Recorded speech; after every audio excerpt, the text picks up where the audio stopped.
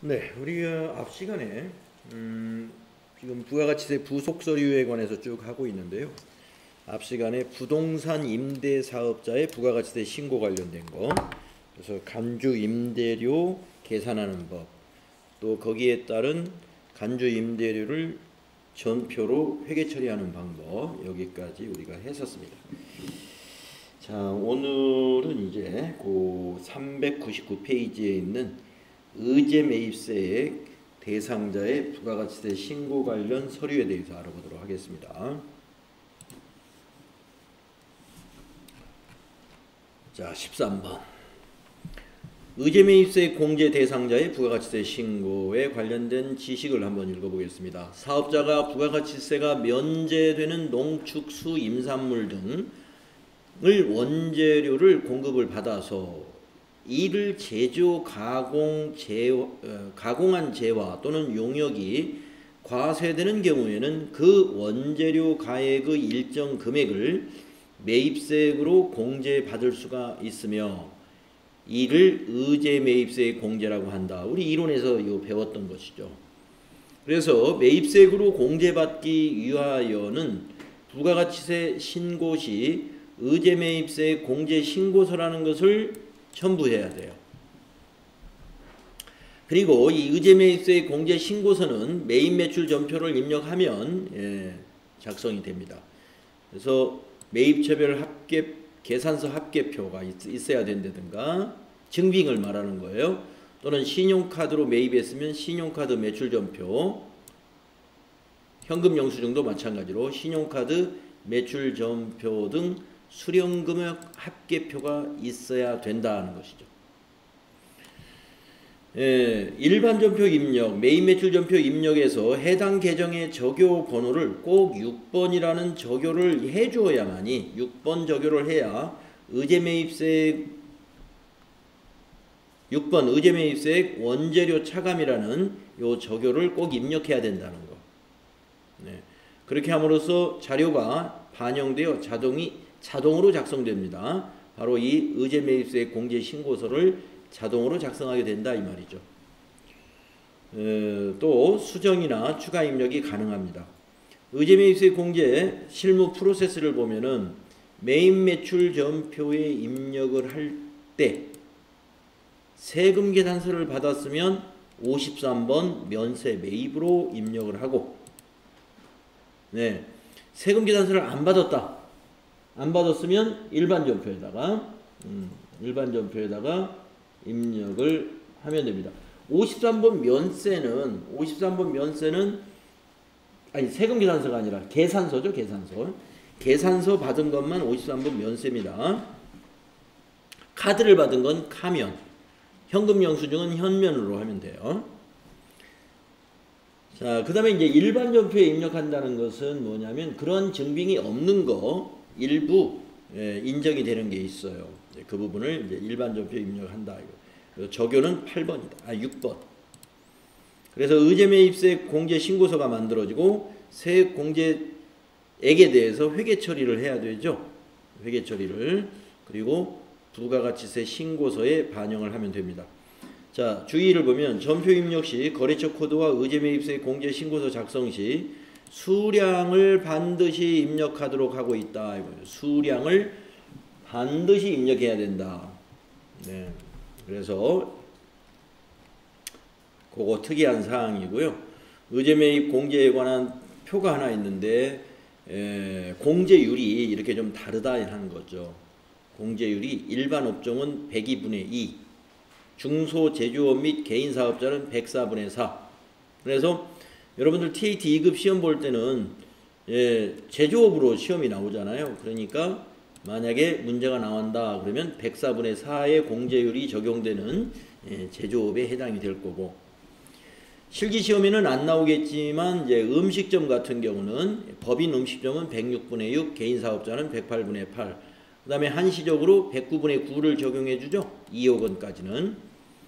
그 다음에 과세 유흥업소는 102분의 2다 해서 이와 같이 업종별로 공제율이 다르다는 것입니다. 의제 매입세액은 또 한도가 있습니다. 공제 한도가 있어서 과표의 이건 매출 공급가액을 말하는 거죠. 40%를 곱한 거에 공제율을 적용합니다. 여기 있는 공제율. 그래서 2021년까지 한시 적용을 하고 있다. 자, 의제매입수의 공제 요건은, 자, 첫째, 자, 이게 중요하겠죠. 의제매입수의 공제 요건. 사업자로부터 면세, 농산물 등을 공급을 받은 경우에 정규 증명서류를 꼭 받아야 돼요. 그게 뭐냐? 계산서를 받거나 신용카드 매출전표를 받거나 현금 영수증을 반드시 수취해야 된다. 두 번째, 사업자가 아닌 농민이나 어민으로부터 직접 공급을 받은 경우에는 공급자의 인적사항이 기재된 구매계약서라든가 이런 것 등을 수취해야 됩니다. 하지만 이 구매계약서에 의해서 농민이나 어민으로부터 직접 구입하는 것은 제조업에 관해서 해주는 것이지 일반 과세나 음식점 업자는 제외한다. 일반 과세나 음식점 업자. 그러니까 뭐만 된다는 거예요. 예. 여기 제조업이 해당이 된다 이런 얘기입니다. 그래서 농업인으로부터 직접 구입하는 경우, 제조업의 경우는 이런 계산서나 신용카드 매출전표나 현금 영수증 대신에 구매 계약서 같은 인적사항이 잘 기재된 어떤 그 증빙이 있으면 된다는 것입니다. 다음에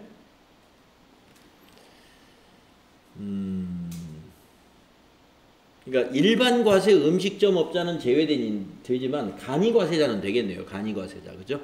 간이과세자 음식점업은 그 음식점은 농업인한테 직접 구입하는 걸 안 해주는데 일반 과세자의 음식점만 안 해준다 이겁니다. 뭐 음식점이 대부분 다 일반 과세자고요. 간이과세자가 그렇게 많지 않죠. 아주 작게 하는 음식점이 아니면. 자, 수행 내용 보도록 하겠습니다. 의제매입수액 공제 대상자의 부가가치세 신고 어떤 게 문제가 나오느냐.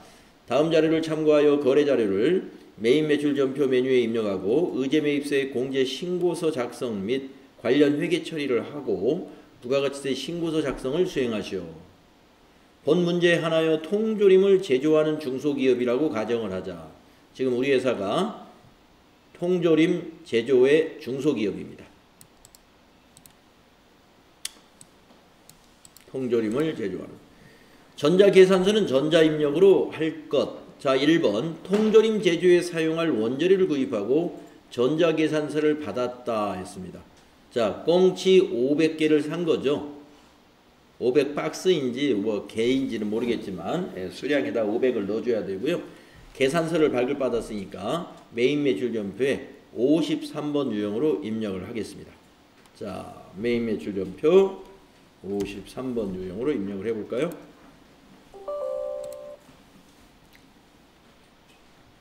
(9월 11일)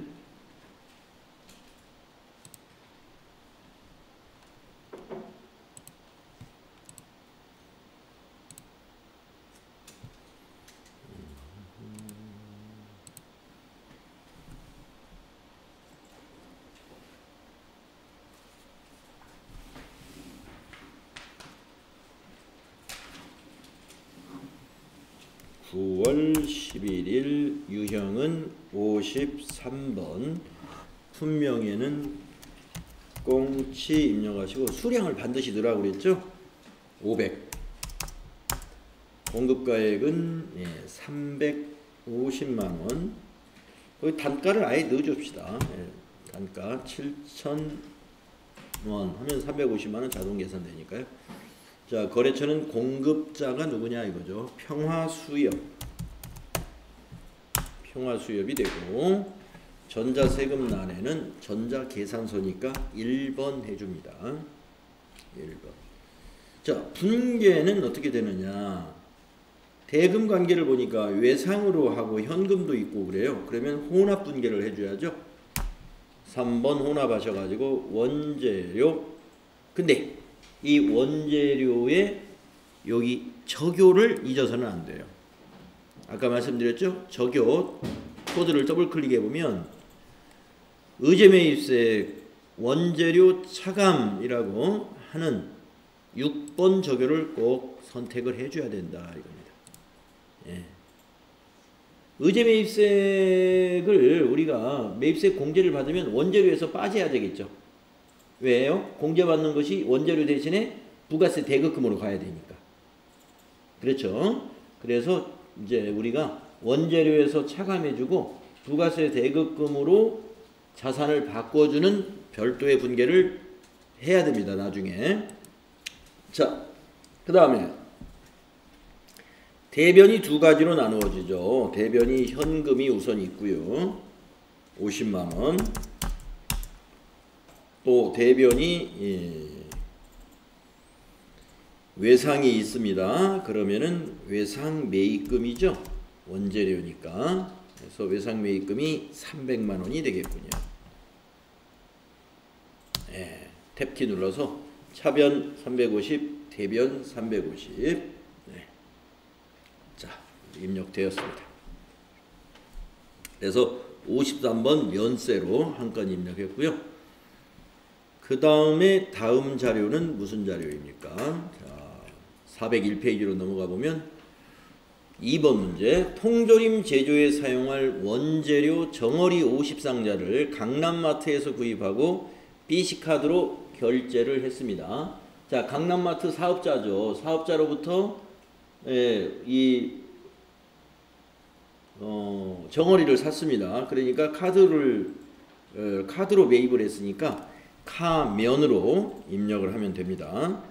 자, 카면 입력을 해볼까요? 날짜는 9월 12일로 바꾸시고, 유형은 면세인데 계산서가 아니라 카드예요. 그래서 59번에 보면 58번이군요. 58번 카면이 있습니다. 그리고 물음표 단추 눌러서 카드사를 BC카드사 선택해 주시고 확인. 분명히는 정어리 있어요. 수량 반드시 넣어야 된다고 그랬죠? 50. 단가는 알 수 없으니까 지나가시고, 공급가액은 100만원이 되겠군요. 네. 그리고 거래처는 어디냐면은 강남마트였습니다. 강남마트. 전자세금은 방향키로 지나가시고 분계는 카드로 샀으니까 4번 분계하면 오호, 미지급금이 되는군요. 이거 원재료인데. 예, 그래서 카드 분계 안 되겠네요. 그래서 혼합 분계로 바꾸셔가지고 3번 혼합 분계로 바꾸셔서, 자, 원재료 차변 맞습니다. 그런데 여기 적용을 어떻게 해요? 코드를 더블 클릭하고 6번 적용, 의제 매입세 원재료 차감, 요거 꼭 코드 선택해주고, 그리고 나서 이게 카드 매입이니까 대변이 외상 매입금이 돼야 돼. 미지급금이 아니에요. 251번 100만원이 되고요. 거래처는 카드사가 돼야 돼. 강남마트가 아니라 BC카드. BC카드. BC죠, BC. BC카드의 외상 매입금으로 이와 같이 해줘야 됩니다. 분계에서도 주의할 사항이 뭐냐? 의제 매입세 공제를 받는 원재료는 여기 적용을 꼭 6번 적용 코드로 넣어야 된다는 것과, 또 카드 결제했을 때 아까 미지급금 안 되죠? 원재료이기 때문에. 그래서 외상 매입금으로 바꿔줘야 되니까 혼합 분계해 주시고, 거래처는 BC카드로 해야 된다. 자, 그 다음 증빙이 아까 하나 더 있었어요. 네. 증빙이 하나 더 있었죠. 그 옆에 통조림 제조에 사용할 원재료를 어민으로부터 직접 구매한 계약서이다. 네, 제조업이니까 자, 어떤 어민인지 여기에 그 사람 인적사항이 잘 나와 있는지 봐야 돼요. 파거부, 주민번호 있고, 계약 내용은 고등어 90상자. 좋아요. 날짜는 어디에 있습니까? 9월 13일 납품일자로 입력을 하면 되겠습니다. 자, 9월 13일 유형을 어떻게 선택하느냐. 증빙이 없는 면세예요. 그러면 면건이라는 게 있다는 거죠. 면건. 예. 우리가 그 건별이라고 우리 그 매출에서 건별 매출, 증빙이 없는 매출 건별이라고 하잖아요. 마찬가지로 매입에서도 면세 재화를 매입했는데 증빙이 없다 하는 게 60번에 있는 면건입니다.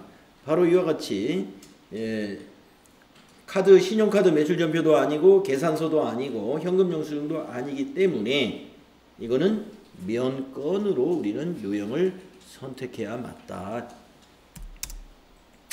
자, 품명에는 고등어, 수량은 90상자 90만 입력하시면 되는 거고요. 공급가액은 180만 원이네요. 1800 플러스. 네. 거래처는 박어부라는 사람이죠. 박어 등록되어 있죠. 전자세금 당연히 지나가야 되고. 자, 대금은 어떻게 했느냐. 밑에 보니까 대금 지급 조건 공급 시기 해당 월에 다음 달 10일까지 지급한다. 그러면 우리가 외상으로 산 거죠? 네. 그래서 2번 외상 분기 한번 해볼까요? 네. 외상 매입금 박어부 맞습니다. 원재료 맞았습니다. 원재료. 근데 여기 적용 그냥 놔두면 안 되죠. 더블 클릭하셔서 의제 매입세액 원재료 차감 6번 적용해 주신다. 이렇게 하면 전표 입력이 끝납니다. 자, 그런데 그 다음에 우리가 해야 될 일이 뭐죠? 전표 입력했으니까 뭘 작성하라고 그랬냐면 아까 보시면 의제 매입세 공제 신고서를 작성하고 부가가치세 신고서까지 작성을 하라 이렇게 되어 있습니다. 네. 그러면은 의제 매입세 공제 신고서를 한번 조회해 가지고 우리가 얼마를 공제받을 수 있는지 조회를 해봐야 되겠죠. 자, 전체 메뉴 가셔가지고 부가가치세 1번에 의제 매입세 공제 신고서 네 밑에서 네 번째 보이죠? 클릭을 합니다. 그러면 과세 기간을 입력하는데 지금 우리가 몇 월 자료를 입력한 거죠? 그러니까 9월이기 때문에 7, 8, 9 2기 예정 기간으로 입력을 하죠. 7월부터 9월로 입력을 합니다. 자, 그러면 여기 공급자 강남마트 104분의 4는 의제 매입세액 38,461원. 박어부 104분의 4 적용해서 69,230원. 평화 수협 카드로 산 건가요? 아니 이게 계산서죠. 평화 수협이 104분의 4 적용해서 136,615원. 의제 매입세액이 여기 개별적으로 다 나와 있고요. 밑에 여기 화살표 위로 된 것이 있으면 눌러보시면 합계도 한꺼번에 여기 볼 수가 있습니다. 242,306원. 이거를 분계를 해줘야 돼요. 그래서 이 분계는 아까 매입 매출 전표에 증빙은 다 입력했으니까 이 분계는 그냥 일반 전표에 하면 됩니다. 요 금액에 대해서 원재료에서 차감시켜주고 이것은 공제받아야 되니까 부가세 대급금으로 차변에 기록하는 것이죠. 자, 242306을 시험지에다 메모를 한다는 것이죠. 그런 다음에 일반 전표에 가서요. 9월 우리가 지금 2기 예정이니까 전표 입력은 9월 30일 과세기간 마지막 날짜로 입력합니다. 자, 차변에 부가세 대급금 의제 매입세액이라는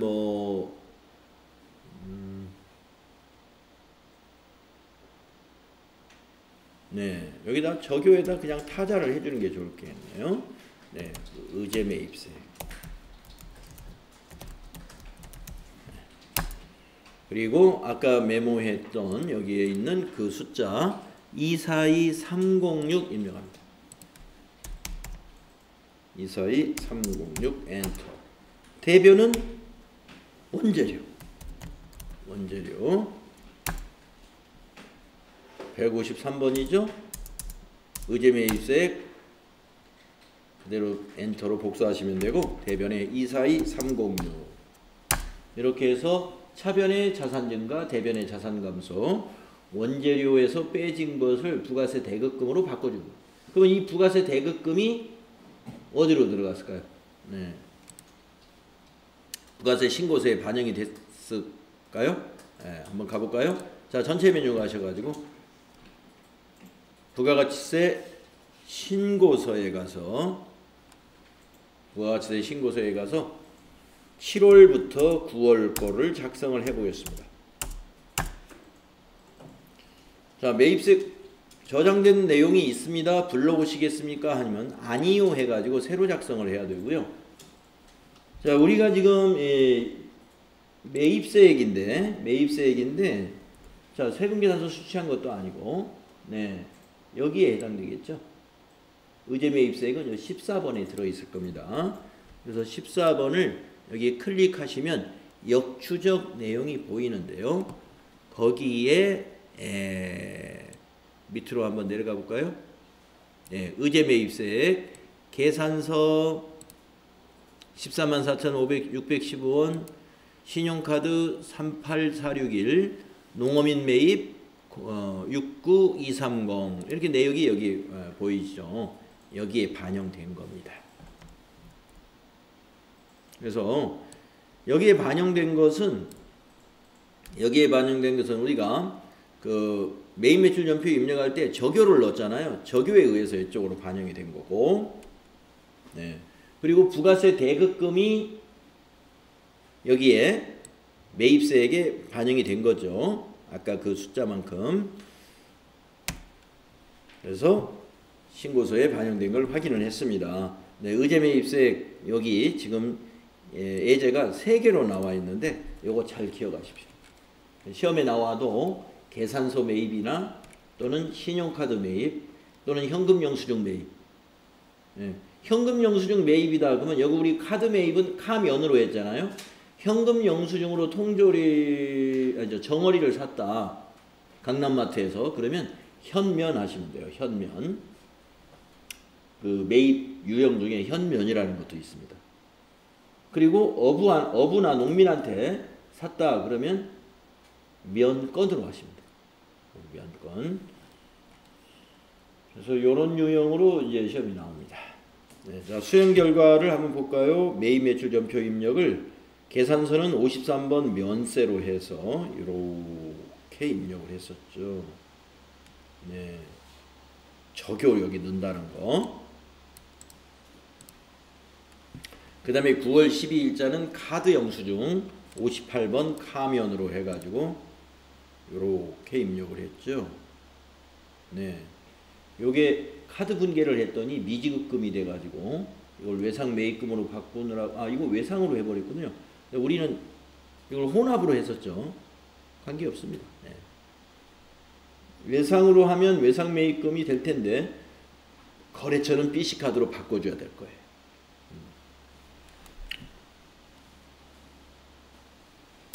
그 다음에 9월 13일 거는 면건으로 했죠. 과거부한테 비사업자한테 매입한 거. 그래서 이것도 적요 걸어주는 거. 그래서 의제매입세 공제 신고서에 가보면 이 3개 내역의 합계가 여기 보이는데 이걸 가지고 우리가 전표를 또 작성해야 된다. 그래서 의제매입세 공제 대상 금액에 대해서 회계 처리는 일반 전표에 과세기간 종료일로 하면 돼요. 그래서 부가세 대급금 자산 증가, 그 다음에 원재료 자산 감소. 자, 주의라는 걸 한번 뭐가 있는데 읽어보겠습니다. 타계정 대체란 재고자산이 본래의 목적이 아닌 다른 용도로 사용되는 것이다. 그래서 이게 원재료가 대변에 가면은 타계정 대체라는 걸 넣어준다 이거예요. 네.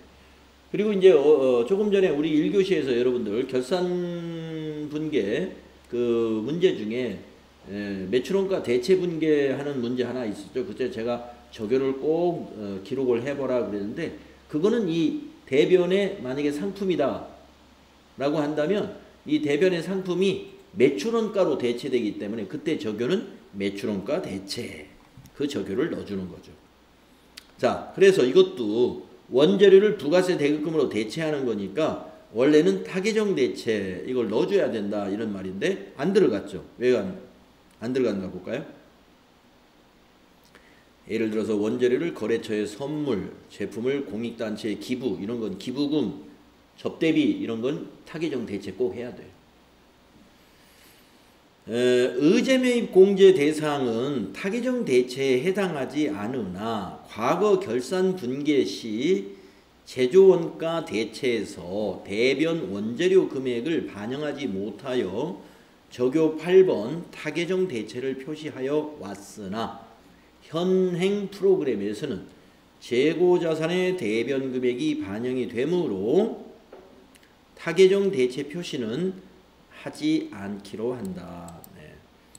지금은 안 해도 이상 없이 회계 처리가 된다 이런 얘기입니다. 네.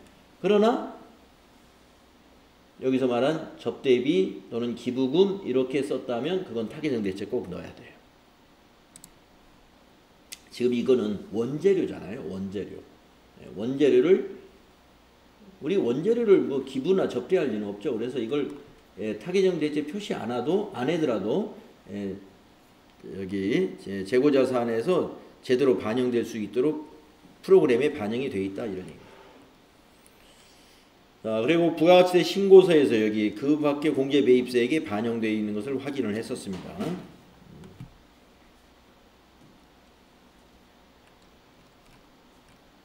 자, 다음은 14번 재활용 폐자원 세액공제 대상자의 부가가치세 신고. 네. 자, 재활용 폐자원 세액공제 대상자의 부가가치세 신고. 뭐 시험의 출제 확률은 매우 낮습니다. 네, 왜냐하면 지금 이 재활용 폐자원 세액공제에 관한 특별법이 이제 그 기한에 걸려가지고 원래 2019년도 12월 30일 일부로 이 제도가 이제 끝나는 제도였어요. 근데 다시 좀 연장을 했더라고요. 그래서 곧 없어질 제도다 이렇게 보셔도 될 것 같아요. 자, 재활용 폐자원 수집, 판매업, 중고자동차 수출업 등을 영위하는 사업자만 공제받을 수 있으며 이러한 사업자가 부가가치세 과세사업을 영위하지 않는 자 또는 간이과세자로부터 재활용 폐자원 등을 취득하여 제조 가공하거나 이를 공급하는 경우에 적용된다. 재활용 폐자원에 대한 매입세액 공제를 받기 위해서는 재활용 폐자원 세액공제 신고서를 제출해야 한다.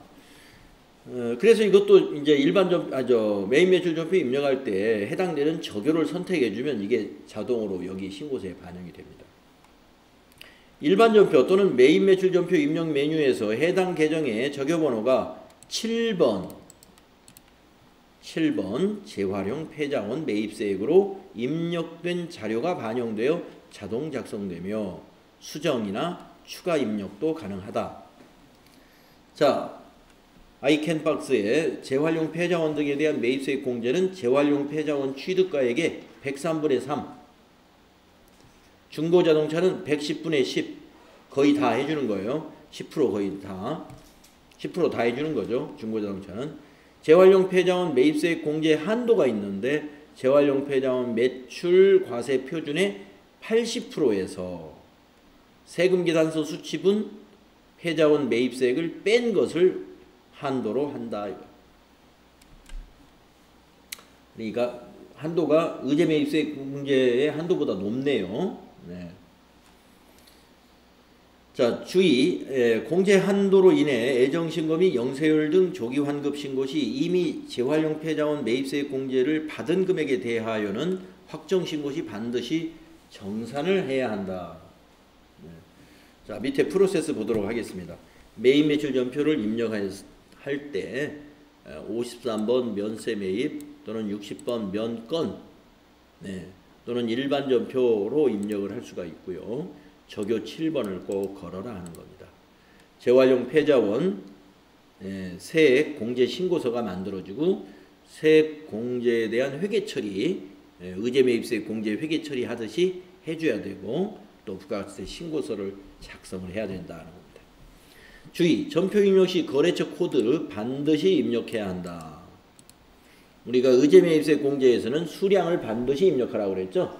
여기서는 거래처 코드, 지금까지 뭐 거래처 코드는 다 입력하고 있습니다. 자, 수행 내용 보겠습니다. 재활용 폐자원 세액 공제 대상자의 부가가치세 신고. 다음 자료를 참고하여 거래 자료를 일반 전표 입력 메뉴에 입력하고 왜 일반 전표에 입력하는지 보도록 하겠습니다. 재활용 폐자원 세액 공제 신고서 작성 및 관련 회계 처리를 하고 부가가치세 신고서 작성을 수행하시오. 본 문제에 하나여 폐자원을 수집하여 판매하는 사업자라고 보자. 우리 회사는 지금 폐자원 수집 판매상이다. 이렇게 생각하고 해보자 이겁니다. 네, 자, 처음에 받은 게 영수증입니다. 네, 딱 한 건 있어요. 김남현이라는 개인에게 폐지를 샀습니다. 그리고 영수증을 수취했습니다. 자, 그러면 이것은 그냥 일반 전표에 입력하라 하는 거예요. 일반 전표에 굳이 이걸 매입 매출 전표에 입력할 필요 없다 하는 겁니다. 자, 그러면 9월 16일 일반 전표에다가 적요를 잘 걸어서 입력을 해보면 되겠죠. 자, 일반 전표 가겠습니다. 9월 16일 9월 16일 자, 차변에 9월 16일 48만원이 뭐예요? 이 원재료로 해야 되죠? 원재료 153번이 되겠죠? 원재료. 그런데 이 원재료에 거래처를 넣으라는 거예요. 누구한테 이 원재료를 샀느냐? 김남현이한테 샀죠? 김남현 거래처를 걸어주는 겁니다. 자, 적요는 폐자원과 관련된 건데 7번 적요 있네요. 7번 적요 꼭 걸어야 되는 거예요. 이건 반드시 7번 코드로 걸어야 됩니다. 금액은 48만원이죠. 48만원. 자, 대변은 대금을 어떻게 했나요? 현금으로 매입했죠. 지금은 출금 전표로 해도 되는데 현금. 여기는 뭐 적요를 코드까지 안 걸어도 상관없습니다. 48만원. 원재료의 이 계정의 거래처와 적요 코드를 꼭 넣어야 된다는 겁니다. 이렇게 입력하면 뭐가 만들어졌어요? 재활용 폐자원 세액공제 신고서가 만들어지죠?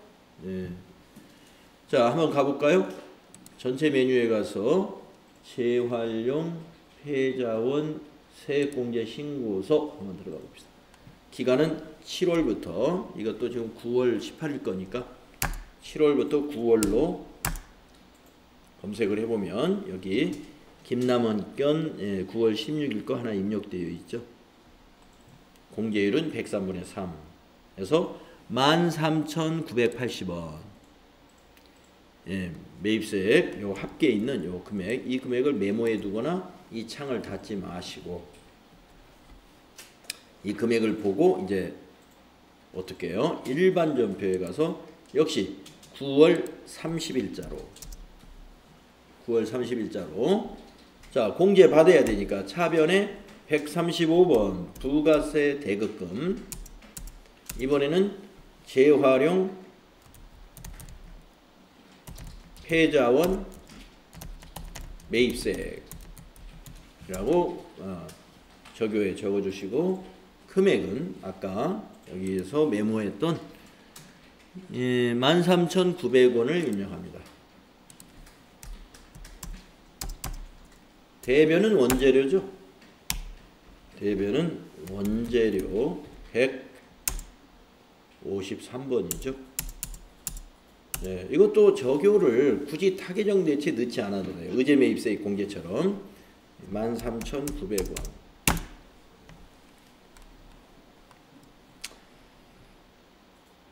자, 그러면 일반 전표에 우리가 넣을 때 원재료로 해주시고, 차변은 원재료하고 원재료의 거래처를 김남영으로 넣는다는 거. 네. 그리고 적요는 7번 적요 걸어야만이 패자원 세액공제 신고서가 작성이 된다. 자, 수행 결과를 한번 비교해 보시면, 자, 9월 16일자 일반 전표에 차변의 원재료 김라면 48만원, 대변의 현금 48만원 이렇게 입력했죠. 적요 7번을 걸었다 이겁니다. 거래처 코드가 입력되지 않으면 재활용 패자원 공제 신고서가 반영이 안 된대요. 그래서 원재료에 요 김라면이라는 거래처 코드 건다는 거, 여기 특이할 만한 사항입니다. 그래서 재활용 패자원 신고서가 이렇게 만들어지는 걸 우리가 확인했고요. 그 다음에 이걸 이제 어떻게 해야 돼요? 회계 처리해야죠. 13,980원에 대해서. 그래서 차변이 부가세 대금금, 대변의 원재료. 주의사항 읽어보겠습니다. 재활용 패자원 공제 대상액은 타계정 대체에 해당하지 않으나 과거 결산분계 시 제조원가 대체에서 대변의 원재료 금액을 반영하지 못하여 적요 8번에 타계정 대체를 표시하여 왔으나 현행 프로그램에서는 재고자산의 대변 금액이 반영되므로 타계정 대체 표시는 하지 않습니다. 의제매입세액하고 재활용 패자원은 타계정 대체 안 써도 된다.